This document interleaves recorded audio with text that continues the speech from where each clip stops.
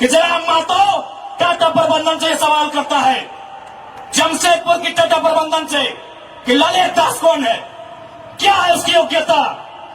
बाहर बादशाह मजाक बना के रखती है, कत्ल होगा हमारा, लहू बहेगा हमारा, हमारी लहू से स्वर्णरेखा की नदी लाल होगी, हमारी लहू से दामोदर की नदी लाल होगी, और ललित दास माला माल होगा। हम सवाल भी करेंगे और बवाल भी करेंगे, इस बात को लिख लीजिए।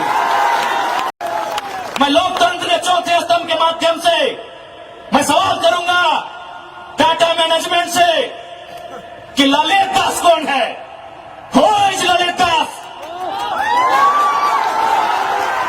व्हाट इज हिज एबिलिटी, कौन है ललित दास, उसकी योग्यता क्या है, कितना तक पढ़ा है कि आज सीएसआर को संभालेगा, आज IL6 में नौकरी करेगा, सारा चीज का गांव का उजड़ा, एक नहीं 18 गांव टाटा के उजड़ा है, और छत्तीसगढ़ का रघुवरदास जी का बेटा ललित दास यहाँ IL6 में नौकरी करेगा, CSR को संभालेगा।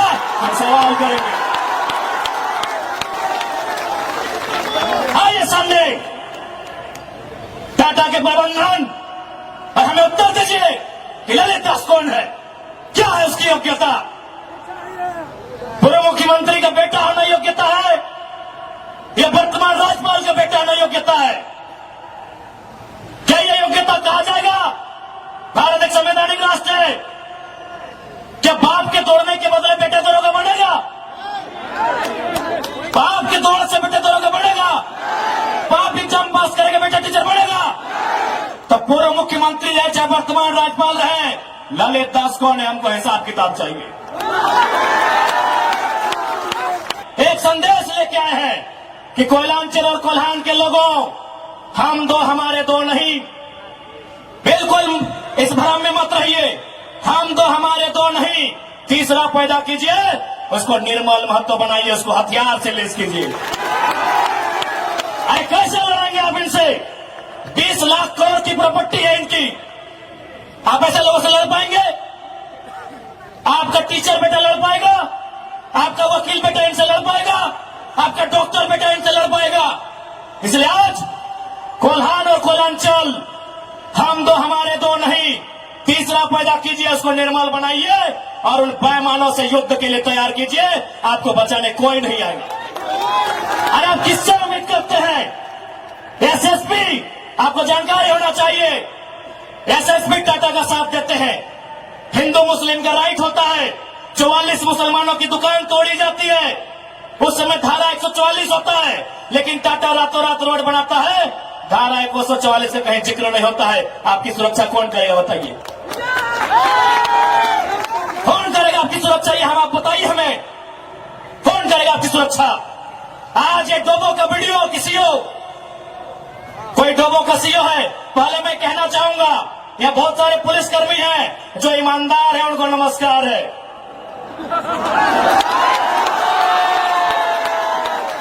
आईएएस रहे चाहे आईपीएस रहे, जो ईमानदार है उनको नमस्कार है। अगर कंपनी में भी ईमानदार लोग हैं तो ईमानदार है उनको नमस्कार है।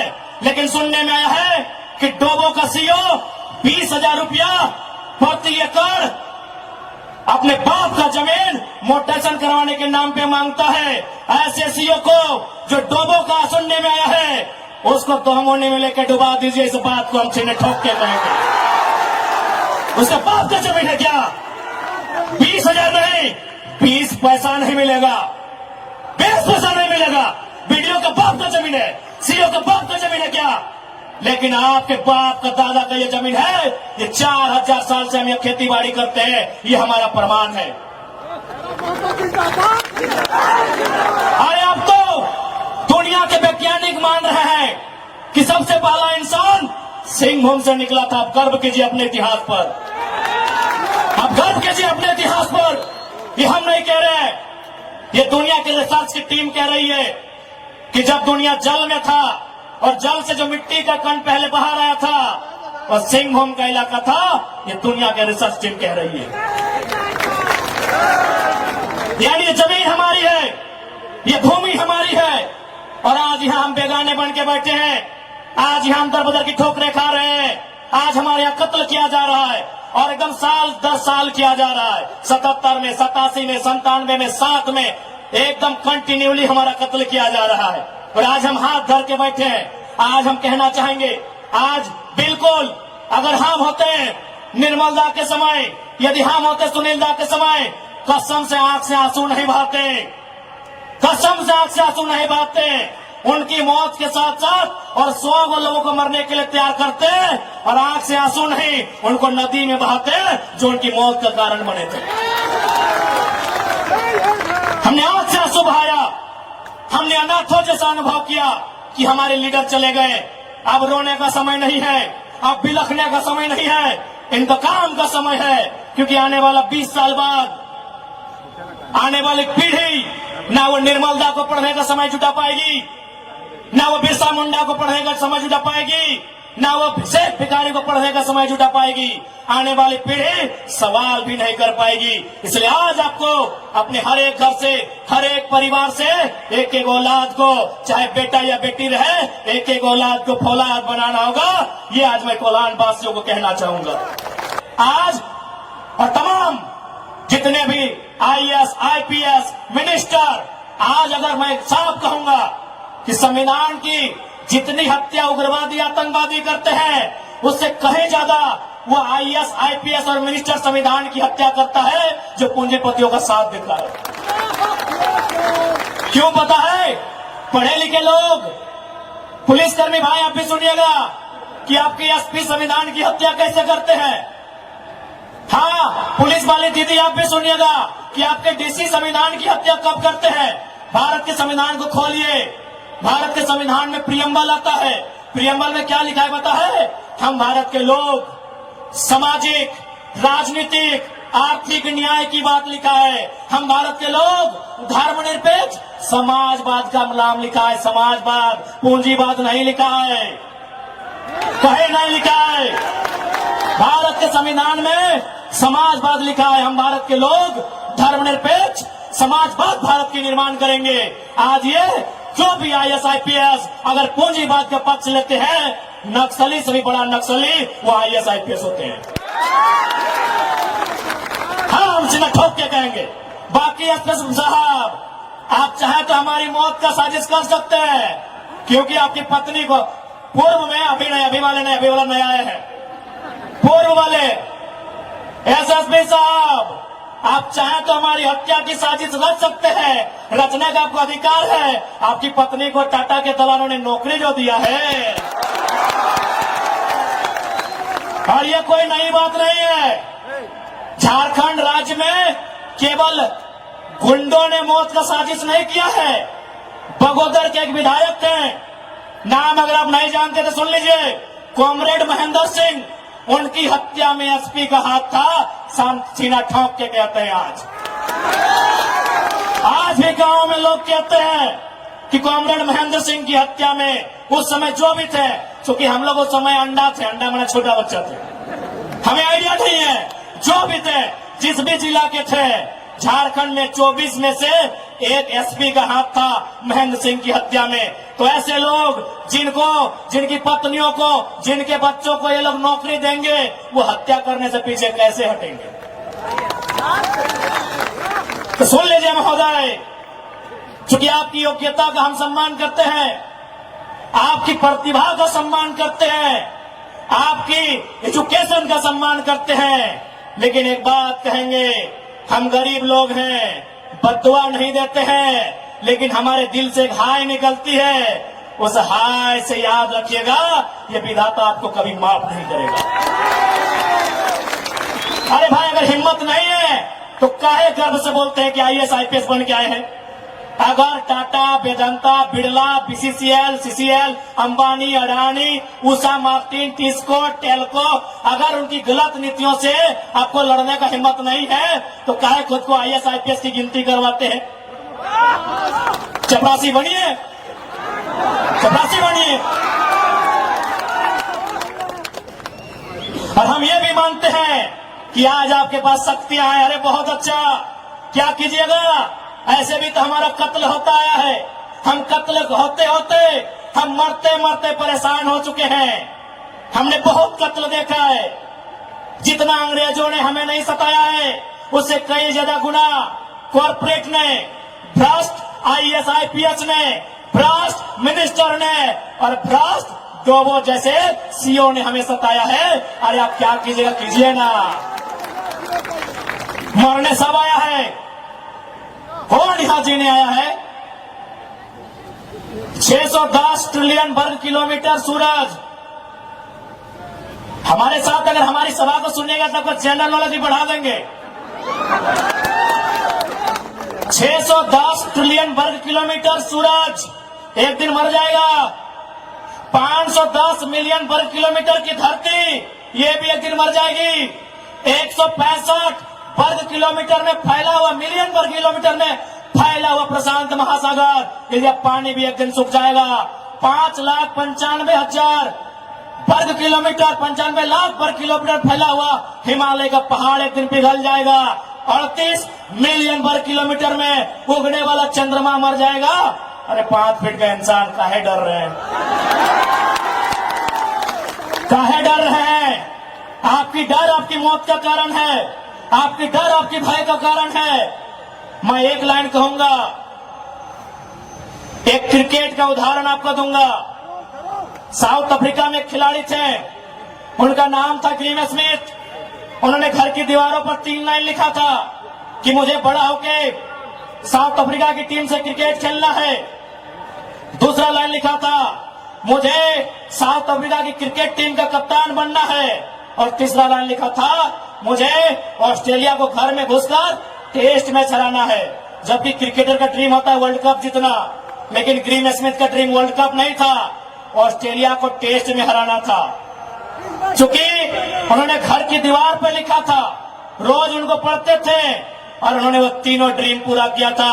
आप भी जाओ, घर की दीवारों पर लिख दो, सुनील महतो की शहादत को लिखो, निर्मल दा की शहादत को लिखो, हमारे साथ में जुल्म को लिखो, जिस एसपी का टाइम में जुल्म हुआ उसका नाम लिखो, जिस जीएम के टाइम में जुल्म हुआ उसका नाम लिखो और अपनी पीढ़ी से बोलना आज ना सही, आज वक्त उनका है, जिस दिन वक्त हमारा होगा हम भी उनकी आने वाली पीढ़ी से बदला लेंगे।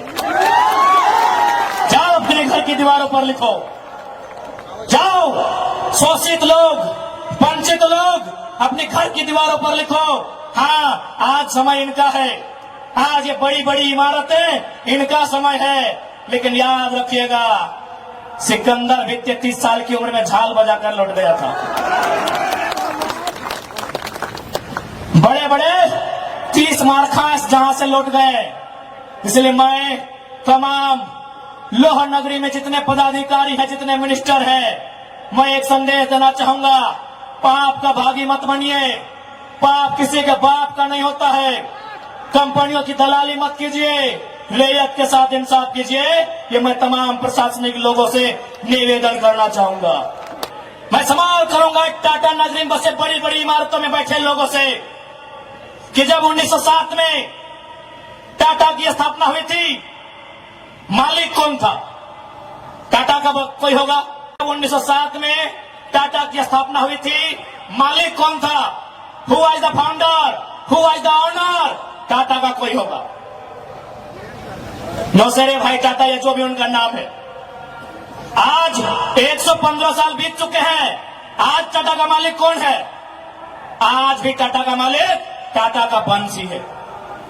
100 साल पहले टाटा ने पूंजी का इन्वेस्ट किया था, आज 100 साल बाद भी टाटा का मालिक टाटा का वंशज है। लेकिन एक सवाल होगा मेरा, 100 साल पहले जिन कुर्मियों ने, जिन संथालियों ने, जिन हो ने, जिन गोड़ाई ने, जिन धीवर ने, जिन अल्पसंख्यक ने टाटा में जमीन दिया था, आज उस परिवार के पास क्या नौकरी है? आज हम सवाल करेंगे। अरे आपने पूंजी लगाया, 100 साल बाद आप मालिक है, हमने भी पूंजी दिया है। पूंजी 2 प्रकार की होती है इंपॉर्टेंट, एक जमीन, दूसरा अर्थ। अर्थ आपका, मालिक आज आप है, जमीन हमारी, हम कहां है ये सवाल करेंगे। ये कैसा देश है जो कहते हैं गांधी का देश है, ये किसानों का देश है? गांधी जी कहते थे कि किसानों की आत्मा बसती है गांवों में, तो आज कहां है गांव? आज कहां है किसान? केवल पूंजीवादी का हावी, आज चारों तरफ केवल कैपिटलिज्म के लोगों का दबदबा। ठीक है, हम विकास के विरोधी नहीं है। अरे हमने इंसान भी दिया है और जमीन दान भी दिया है। हमने इंसान के रूप में कभी बिरसा भगवान को दिया, कभी भागीरथ मांझी, कभी तिलका मांझी को दिया, तो कभी निर्मल महतो, तो कभी सुनील महतो जैसे शेर को हमने दिया। और जमीन की बात कीजिएगा तो जहां तक टाटा की नजर जाएगी वो जमीन सारी की सारी हमारी है। क्या नहीं दिया हमने विकास के नाम पे? विकास के नाम पे हमारा कत्ल हुआ, विकास के नाम पे हमारा गांव उजाड़ा गया, विकास के नाम पे हमको लूटा गया।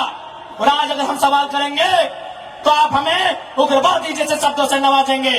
तो आज ये बात जान लीजिए, भले आज ही आपका समय है क्योंकि प्रधानमंत्री आपके हैं। सही बात है, किसानों के प्रधानमंत्री नहीं है। भले आप भावनाओं में वोट देते हैं, आज फिर किसान आंदोलन कर रहा है, किसान 700 मर चुके हैं। ये किसानों के प्रधानमंत्री नहीं है। अगर ये किसानों के प्रधानमंत्री होते तो एक रूल बनाते हैं। 1984 तक टाटा ने जो 15,000 एकड़ जमीन का अधिग्रहण किया है, उसमें मात्र 3,000 एकड़ में प्रोडक्शन का काम हुआ है। मात्र 3,000 एकड़ में कंपनी का एस्टेब्लिशमेंट किया गया है।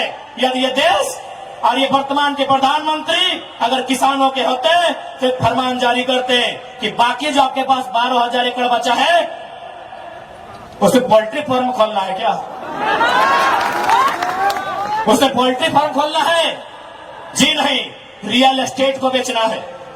हमारी जमीनें टाटा डिसाइड करेंगे रियल एस्टेट को बेचना है। इसलिए अगर सच में ये किसानों के प्रधानमंत्री होते तो एक नियम बनाते, और ये नियम है भी, बकायदा न्यायालय में चर्चा उठ चुका है कि यदि किसी कंपनी ने जमीन लिया है और उस जमीन पे काम नहीं हुआ है तो रैयत को वापस लौटाना चाहिए। टाटा ने 15,000 एकड़ जमीन लिया है, मानते हैं 3,000 एकड़ पर इन्होंने काम किया है, चलिए 3,000 एकड़ एक्स्ट्रा, अभी भी 10,000 एकड़ जमीन है जो इनके कब्जे में है, वो यहाँ के रैयतों को वापस मिलना चाहिए। तब मानेंगे ये गांधी का देश है, तब मानेंगे किसानों का देश है। आप बोलेंगे हम मान लेंगे, दीजिए 10,000 एकड़ जमीन वापस, तब मानेंगे किसानों का देश है, तब मानेंगे महात्मा गांधी का देश है। जय जय